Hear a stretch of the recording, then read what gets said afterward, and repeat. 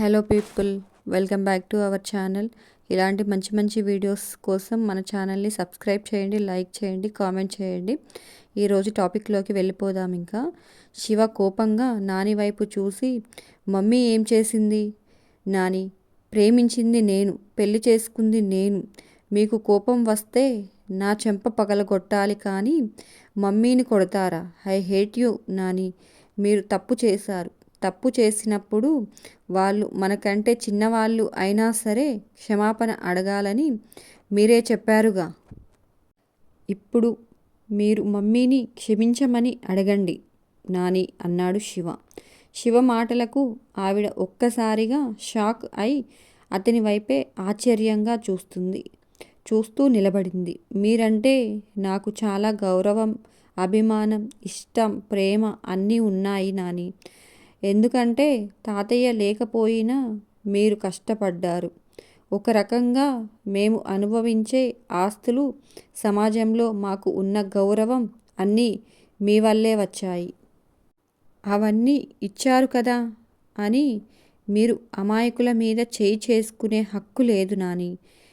అది మా మమ్మీ మీద చేయి చేసుకునే హక్కు అస్సలు లేదు. మా మమ్మీని ఇంత బాధ పెట్టింది మీరు కాకుండా ఇంకెవరైనా వేరే వాళ్ళు అయ్యుంటే ఈ పాటికి వాడి శవం ఉండేది. తల్లితో అంత కోపంగా గట్టిగా మాట్లాడుతున్న శివను మందలించబోయాడు రామకృష్ణ. మీరు ఆగండి డాడీ. అన్నయ్య మాట్లాడే దానిలో తప్పేముంది? నాని మమ్మీ మీద చేయి చేసుకొని ఉండకూడదు. నాని మిస్టేక్ చేసింది, సారీ చెప్పాల్సిందే అన్నాడు వరుణ్. తల్లిని చుట్టుకొని మనవళ్ళు ఇద్దరూ తల్లిని చుట్టేసుకొని అంతలా తన మీద కోపంగా ఉండడం శకుంతలకు మింగుడు పడడం లేదు. ఆవిడకు ఇదంతా చాలా అవమానంగా ఉంది. మనవళ్ళ ప్రవర్తనకి కూడా సునంద, శక్తిలే కారణం అని ఆవిడకి వాళ్ళ మీద కోపం ఎక్కువైపోయింది. కానీ ఆ కోపాన్ని బయటకు కనిపించనివ్వకుండా లోపలే మింగేసుకుంటుంది. శివ కోపంలో ఉన్నప్పుడు ఇప్పుడు వాళ్ళని ఏమన్నా చేస్తే తన మీద ఇంకా కోపం పెంచుకుని తనకి దూరం అయిపోతాడు. అలా జరగడానికి వీల్లేదు. నాకన్నా నాకు దూరం అయితే నేను బతికి ఉండి చచ్చినట్లే లెక్క. ఇప్పుడు శివ కోపం తగ్గాలంటే ఈ సునందకు క్షమాపణ చెప్పాల్సిందే. పోయి దీనిని క్షమించమని అడగాల్సిన దుస్థితి వచ్చింది. ఈ శకుంతలాదేవి ఆత్మాభిమానం చంపుకొని క్షమాపణ అడగాల్సి వస్తుంది. ఇదంతా కేవలం నీకోసమే కన్నా, కేవలం నీకోసమే అని మనసులో అనుకుని సునంద వైపు చూసింది. శివ గుండెల మీద తల ఆనించి ఉన్న సునంద అత్తగారిని చూసి భయంతో శివని ఇంకా గట్టిగా పట్టుకుంది. వామ్మో పెద్దబాబు, నువ్వు సామాన్యుడివి కాదు. నా జీవితంలో ఎప్పుడూ వినలేదు అనుకున్న మాటల్ని వినిపించి నా చెవులు పనిచేయకుండా చేశావు అనుకుంది మనసులో. కోడల్ని క్షమాపణ అడుగుతున్నప్పుడు శకుంతలాదేవి లోపల రగిలిపోయింది. ఆ సెగలు బయటకు వచ్చి ఎవరిని కాల్చేయబోతున్నాయో ఆ భగవంతుడికే తెలియాలి. నాని క్షమించమని అడిగినా శివకి కోపం తగ్గలేదు. సునందని లేపి పద మమ్మీ, రెస్ట్ తీసుకుందువు గాని అని వాళ్ళ గదిలోకి తీసుకువెళ్ళాడు. వరుణ్ కూడా తల్లి చెయ్యి పట్టుకొని వెళ్ళిపోయాడు.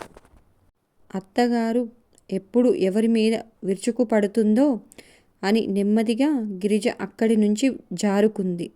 ఒక్కొక్కరిగా మెల్లిగా అక్కడి నుంచి తప్పుకున్నారు. శకుంతలాదేవి ఉయ్యాల బల్ల మీద కూర్చొని తనకి జరిగిన అవమానం గురించి తీవ్రంగా ఆలోచిస్తుంది. అందరూ వెళ్ళిపోయినా శక్తి మాత్రం అక్కడే ఉంది. మెల్లిగా శకుంతల దగ్గరకు వెళ్ళి, అమ్మమ్మ, నువ్వు ఆవేశంలో రాంగ్ బటన్ నొక్కేశావు. నన్ను నొక్కుతూ నోటికొచ్చినట్లు తిడుతూ మా వాళ్ళని 4 మాటలు అని ఏదో మీ ఆవేశం చల్లార్చుకుంటున్నారు కదా. అక్కడితో ఆగకుండా అత్తయ్య గారి జోలికి ఎందుకు వెళ్ళడం? అంది. తన పిల్లల ముందు తల్లి మీద దెబ్బ పడితే ఏ బిడ్డ సహించడు. ఎదురుగా ఉన్నది భగవంతుడు అయినా సరే. ఇంత అనుభవం ఉన్నవారు కదా ఈ చిన్న లాజిక్ని ఎలా మిస్ అయ్యారు? అబ్బా అంటూ శక్తి ఆలోచించినట్లుగా నటించింది. వరుణ్ కిచెన్లో నుంచి మంచినీళ్లు తీసుకొని వెళ్ళి శివకి ఇచ్చాడు. శివ సునందకు మంచినీళ్లు తాగించబోతే వద్దు నాన్నా అంది. ప్లీజ్ మమ్మీ అంటూ దీనంగా చూశాడు శివ. శివ బాధపడుతున్నాడు అని సునంద 2 గుక్కలు తాగింది. శివ గ్లాస్ని వరుణ్కి ఇచ్చి ఐఎమ్ సో సారీ మమ్మీ, ఇదంతా నా వల్లే జరిగింది. ఇంకెప్పుడు ఇలా జరగనివ్వను. I'm promise you mummy. ఇక మీదట ఎవ్వరూ మిమ్మల్ని బాధ పెట్టాలి అని అనుకున్నా నేను ఊరుకోను అంటూ తల్లిని గుండెలకు హత్తుకున్నాడు. శక్తి తల్లి మీద శివకున్న ప్రేమను శకుంతలకు చూపించి ఆవిడ కోపాన్ని ఇంకా ఎక్కువ చేసింది. అన్నీ మన మంచికే అన్నట్లు అత్తయ్య మీతో దెబ్బతిన్న రోజు ఈరోజు ఆవిడకి ఒక విషయం బాగా తెలిసి ఉంటుంది. అదేంటో తెలుసా అమ్మమ్మ? తన పిల్లలు ఉండగా తన మీద చెయ్యి వేసే ధైర్యం ఎవరికీ లేదు అని అంది శక్తి సూటిగా శకుంతల వైపు చూసి. శకుంతల శక్తిని అలానే చూస్తూ ఉంది. అయినా ఈ వయసులో ఇంత ఆవేశం పనికిరాదు అమ్మమ్మ. చూడండి ఆవేశంలో ఎంత పని చేశారు. మామూలుగా అయితే మా పెళ్ళికి ఒప్పించడానికి నీ మనవడు నీ చుట్టూ తిరిగేవాడు. కానీ ఇప్పుడు నీ మనవడి కోపం తగ్గించడానికి రేపటి నుంచి మీరు ఆయన చుట్టూ తిరగాలి. ఒక చెంప దెబ్బ మొత్తం కథనే మార్చేసింది కదూ అమ్మమ్మ అంది శక్తి రాగాలు తీస్తూ. శకుంతల వైపు చూసి శకుంతల కోపంగా ఉయ్యాల బల్ల మీద నుంచి దిగి, చూడ్డానికి చిన్నపిల్లవి అనుకున్నాను, కానీ వయసుకు మించిన తెలివితేటలు ఉన్నాయి నీకు అంది శకుంతల. ఇల్లు అలకగానే పండుగ కాదు. ఈ శకుంతలాదేవి ముందు నిలబడడం అంత తేలిక కాదు. కొమ్ములు తిరిగిన వాళ్ళనే వంచి కాళ్ళు పట్టించుకున్న దాన్ని పిల్ల కాకివి నీతులు చెప్తున్నావా అంది. ఇవి నీతులు కాదు అమ్మమ్మ, నిజాలు. ఇంకోసారి మా వాళ్ళని నోటికి వచ్చినట్లు తిట్టినా, ముఖ్యంగా మా అత్తయ్య గారి మీద చేయి చేసుకుంటే మీరు వయసులో పెద్దవారు అని నేను మర్చిపోవాల్సి వస్తుంది అంది శక్తి. ఏంటే నా ఇంట్లో నా ముందు నిలబడి నాకే వార్నింగ్లు ఇస్తున్నావు? ఒళ్ళు ఎలా ఉంది అంది శకుంతల కోపంగా. అస్సలు బాగోలేదు అమ్మమ్మ. రాత్రి అంతా మీ మనవడు నిద్రపోనిస్తేగా హా అంటూ ఆవలిస్తూ బాగా నిద్ర వస్తుంది అమ్మమ్మ అంది శక్తి. ఛీ, నీకు సిగ్గు కూడా లేదు అంది శకుంతల. ఇందులో సిగ్గుపడటానికి ఏముంది అమ్మమ్మ? మీరేమన్నా పెళ్ళి కానివారా ఏంటి? ప్రేమించి అందరిని ఎదిరించి తాళి కట్టి తీసుకువచ్చిన పెళ్ళాన్ని ఏం చేయకుండా ముడుచుకొని కూర్చోవడానికి మీ మనవడు ఏమన్నా తేడానా ఏంటి అంది వెటకారంగా. ఆ మాటలకు శకుంతల కోపంగా శక్తి వైపు చూసింది. హా కాదు కదా, అందుకే ఏం చెయ్యాలో అదే చేశాడు. అందులో సిగ్గుపడడానికి ఏముంది అంది శక్తి. శకుంతల కోపంగా ఏదో అనబోయేలోపు ఎవరో వస్తున్న అడుగుల శబ్దం విని, సారీ అమ్మమ్మ, మీ మనవడు కోపంలో ఉన్నారు. కోపం తగ్గగానే మళ్ళీ మీ దగ్గరకు వచ్చేస్తారు.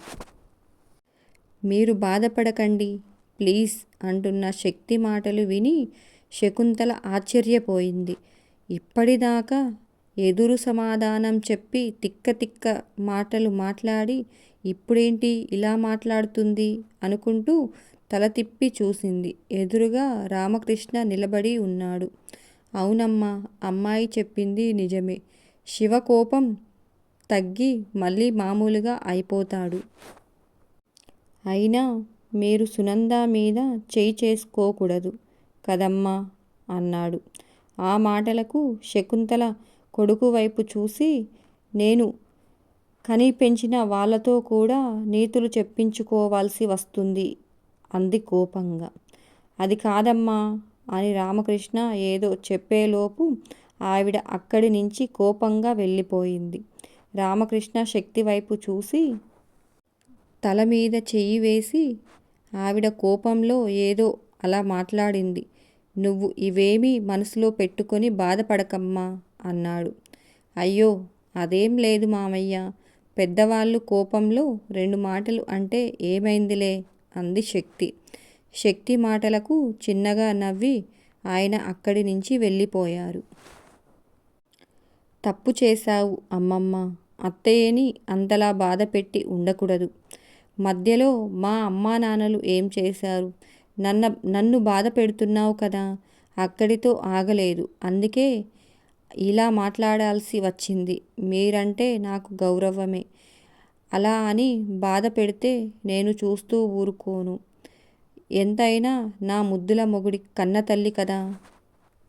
నాకు ఆ మాత్రం ప్రేమ ఉండడంలో తప్పులేదులే అనుకుంటూ మెల్లిగా సునంద గది దగ్గరకు వెళ్ళి డోర్ దగ్గర నిలబడింది. శివ, వరుణ్ ఆవిడతో ప్రేమగా ఏవేవో మాట్లాడుతూ ఉన్నారు. సునంద పిల్లల మాటల్లో పడి జరిగింది మర్చిపోయి నవ్వుతూ డోర్ వైపు చూసింది. ఎదురుగా నిలబడి ఉన్న శక్తిని చూసి లోపలికి రమ్మని పిలిచింది.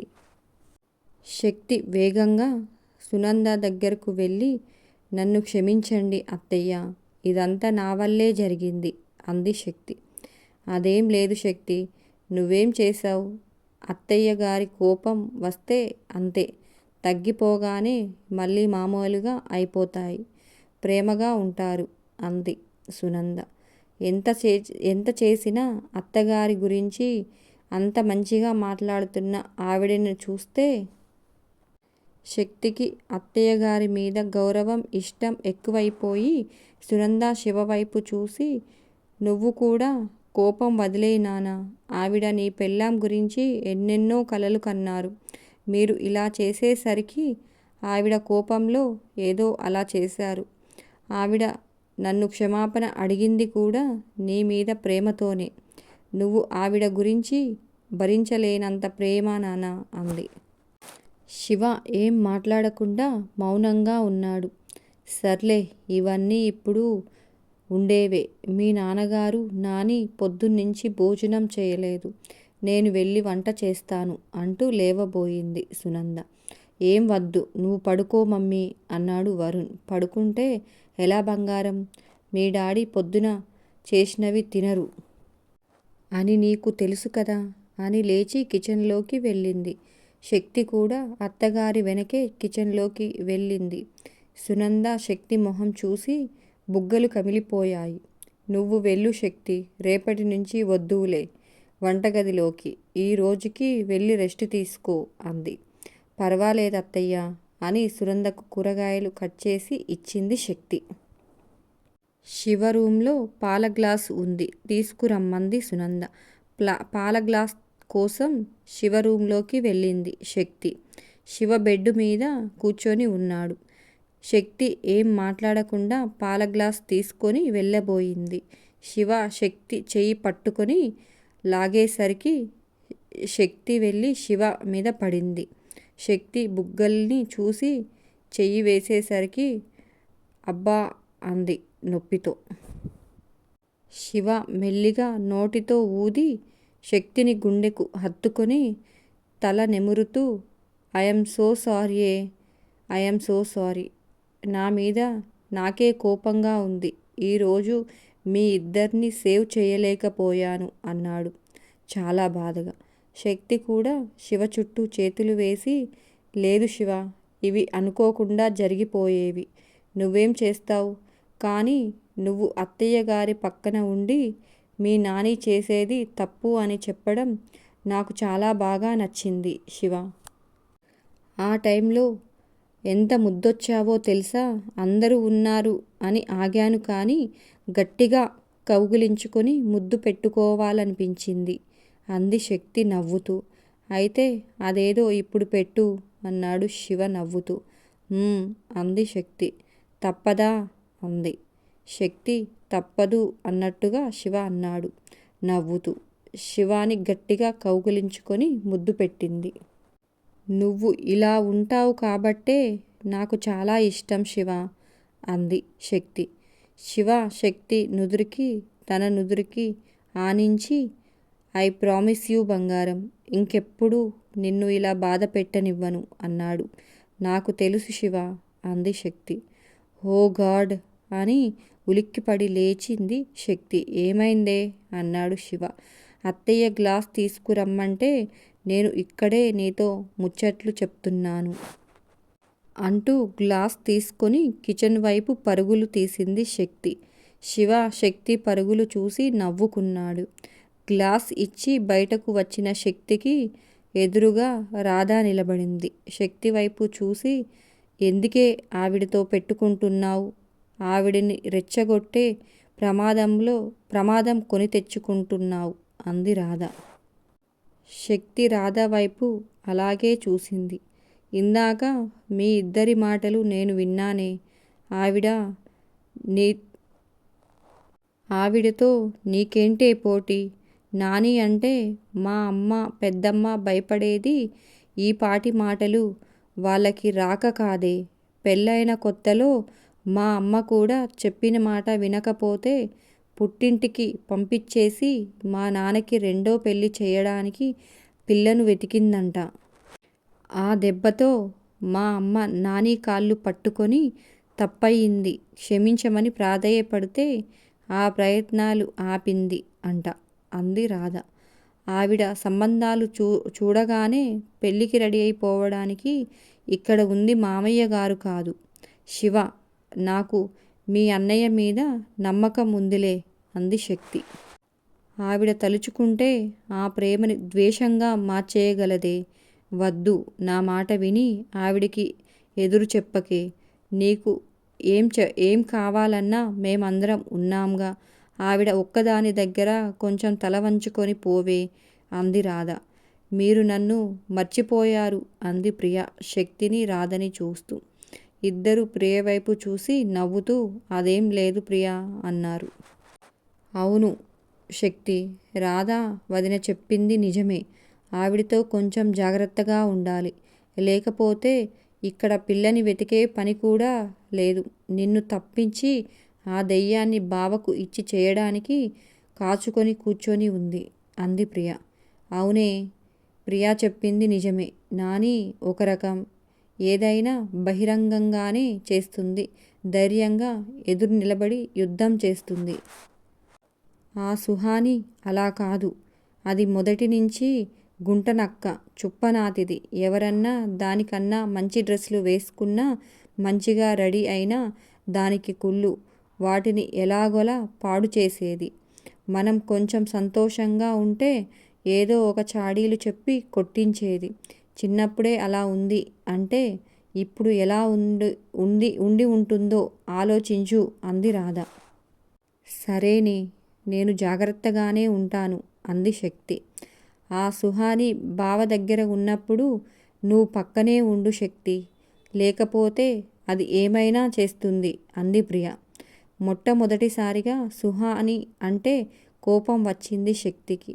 నేను ఏదైనా భరిస్తాను కానీ శివని నన్ను వేరు చేయాలని చూస్తే మాత్రం చూస్తూ ఊరుకోను. అప్పుడు నేనేంటో కూడా వాళ్లకు చూపిస్తాను. తెలుసుగా నేనెవరినో శక్తి ని అంది ఆవేశంగా. సరే, ఇప్పుడు మనం ఇలా మాట్లాడుకోవటం విన్నా పెద్ద గొడవ అయిపోతుంది. నేను వెళ్తున్నాను, బాయ్ అంది రాధ. సరే అంది శక్తి. ప్రియ కూడా జాగ్రత్త చెప్పి తన రూంలోకి వెళ్ళిపోయింది. ప్రభాకర్కి భోజనం వడ్డిస్తూ, చూసారా ఆవిడ ఎంత పని చేసిందో అని అక్కడ జరిగిన విషయం అంతా వివరంగా చెప్పింది పద్మ. మంచి పని చేశాడు శివ. లేకపోతే ఆవిడ ఆగడాలకి హద్దు పద్దు లేకుండా పోతుంది అన్నాడు ప్రభాకర్. ఇంకా ఏం జరిగిందో విన్నారంటే మీరు ఆశ్చర్యపోతారు అంది పద్మ చాలా సంతోషంగా. పద్మ సంతోషం చూసి ఏమైంది అని అడిగారు ప్రభాకర్. శక్తి చూడడానికి అమాయకంగా కనిపిస్తుంది కానీ ఆవిడ గారికి మాటకు మాట సమాధానం చెప్పిందంట. దాంతో ఆవిడ గారు షాక్ అంట అంది పద్మ నవ్వుతూ. అవునా, నీకెవరు చెప్పారు అన్నాడు ప్రభాకర్. ఇందాక ప్రియ ఫోన్ చేసింది. బంగారంకి నా దిష్టే తగిలేలా ఉంది. ఈసారి రాగానే తనకి ఇష్టమైన ఉలవచారు చేసి నేనే తినిపిస్తాను. మొన్న వచ్చినప్పుడు చూశాను, వాటితో ఇష్టంగా తింటుంది అని మురిసిపోయింది పద్మ. ఆగు, మరీ అంతలా మురిసిపోకు, పొంగిపోకు. నువ్వు చెప్పింది విన్నాక నాకు ఒకటి అర్థమయ్యింది. పాపం పసిపిల్ల తెలియక తోక తొక్కింది. ఇప్పుడు ఆవిడ బుస కొడుతూ కాటేయడానికి రెడీ అవుతుంది. ఫోన్ చేసి కాస్త జాగ్రత్తగా ఉండమన్నాడు ప్రభాకర్. ప్రభాకర్ మాటలు విన్నాక పద్మ సంతోషం మొత్తం ఒక్క క్షణంలో మాయమైపోయింది. కొంచెం ఆలోచనలో పడింది. శివ, నువ్వు వెళ్ళి మీ నానిని భోజనానికి అంట పిలువు అంది శక్తి. శివ కోపంగా నేను వెళ్ళను అన్నాడు. ప్లీజ్ శివ అని బ్రతిమిలాడింది శక్తి. శివ శక్తిని ఒళ్ళో కూర్చోబెట్టుకొని నిన్ను ఇంతలా బాధ పెట్టింది కదా, ఆవిడంటే నీకు కోపం లేదా అన్నాడు. కోపం ఎందుకు శివ, మనం కొంచెం తొందరపడ్డాము, ఆవిడికి కోపం వచ్చింది. చెల్లుకు చెల్లు, ఇంక కోపాలు తాపాలు ఇవేం వద్దు. నువ్వు వెళ్ళు, ఆవిడని పిలుచుకుని వస్తే అందరం కాస్త తిని హాయిగా పడుకుందాం అంది శక్తి. హా, నువ్వు నా రూంలో పడుకుంటున్నానని ప్రామిస్ చెయ్యి, అప్పుడు వెళ్ళి నానిని తీసుకువస్తాను అన్నాడు శివ శక్తి వైపు చూసి. ఎవడి గోల వాడిది, ఇప్పుడు ఇది అవసరమా అంది శక్తి శివ వైపు చూసి. నాకు అవసరమే, ఎటు ఏం చేయలేం, కాస్త పక్కన ఉంటే కంటితో చూసుకొని నేత్రానందం అన్నా పొందగలుగుతాను అన్నాడు శివ నవ్వుతూ. ఆ మాటలకి శక్తి నవ్వుతూ శివాని ఒక్కటి వేసింది. అమ్మా, మొగుణ్ణి కొడుతున్నావేంటే రాక్షసి అంటూ గట్టిగా ముద్దు పెట్టి రాత్రికి ఇక్కడే పడుకుంటున్నావు అంతే అన్నాడు శివ. అత్తయ్య మామయ్య ఏమనుకుంటారు అంది శక్తి. వాళ్ళేమి అనుకోరు, వాళ్ళు కూడా ప్రేమించి పెళ్లి చేసుకున్న వాళ్ళే. ఇలా దూరంగా ఉంటే ఎంత కష్టంగా ఉంటుందో వాళ్ళకి కూడా బాగా తెలుసులే అన్నాడు శివ. ఆ మాటలకి శక్తి నవ్వుతూ నీకు కొంచెం కూడా సిగ్గులేదు శివ అంది. పెళ్ళాం దగ్గర సిగ్గుపడడం ఎందుకే అంటూ నీ డ్రెస్లు మన రూంలో సర్దుకో, నేను కబోర్డ్లో నా డ్రెస్లు అన్నీ ఒక పక్కకు సర్దేశాను అన్నాడు శివ. శివ, ఇప్పుడు ఇవన్నీ ఎందుకు అంది శక్తి. చెప్పాను కదా నేత్రానందం అని నవ్వుతూ శక్తి మెడ మీద ముద్దు పెట్టి బయటకు వెళ్ళిపోయాడు. ఆ మాటలకు శక్తి నవ్వుకుంటూ మీదేం పోయింది బాబు, ఎన్నన్నా చెప్తావు, పోయేది నా పరివేకా అనుకుంది మనసులో. అంతే ఈ వీడియో. నచ్చిందా? నచ్చితే మన ఛానల్ని సబ్స్క్రైబ్ చేయండి, లైక్ చేయండి, కామెంట్ చేయడం మర్చిపోకండి. ఉంటాను, మరొక టాపిక్తో మీ ముందుకు వస్తాను. Bye bye.